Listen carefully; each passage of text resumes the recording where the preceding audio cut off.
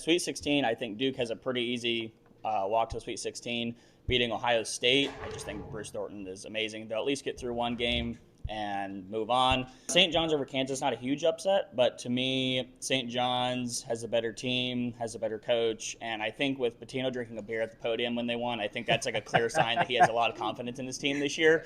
So I just think that with Kansas going through their ups and downs, they beat some good teams, but they also have lost to some really bad teams, so St. John's wins that.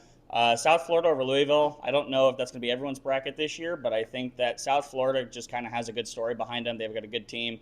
Their coach, his father actually just got diagnosed with dementia, so his father will actually be at the game with it being in the same hometown.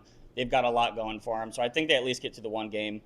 And then UCLA actually have them moving on to the Sweet 16, and yes, they do have to go through UConn to get there, but to me, if you get the UCLA that likes their home region and their time schedule of where they're shooting at, I think they've got a 40% shooting team that can shoot the hell out of the ball if they really want to, and they just move on to the Sweet 16. And so my Elite Eight, I have Duke beating St. John's, Michigan State beating UCLA.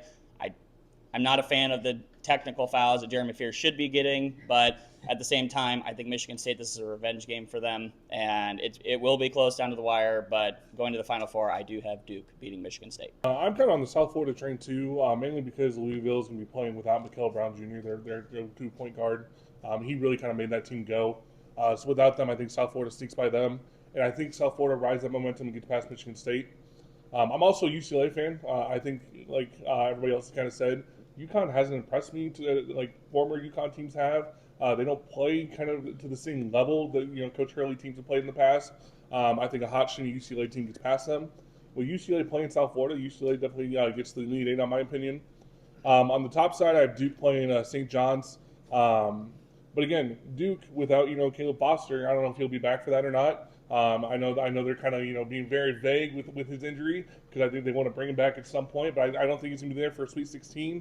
I think St. John's gets past them.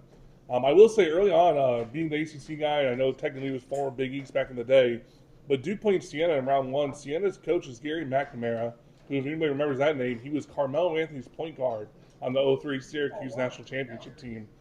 This is his second year at Siena. But he's going to be a rising coach. He's going to be a future March Madness legend. Kind of already is, being a national champion. But I thought that was a cool connection.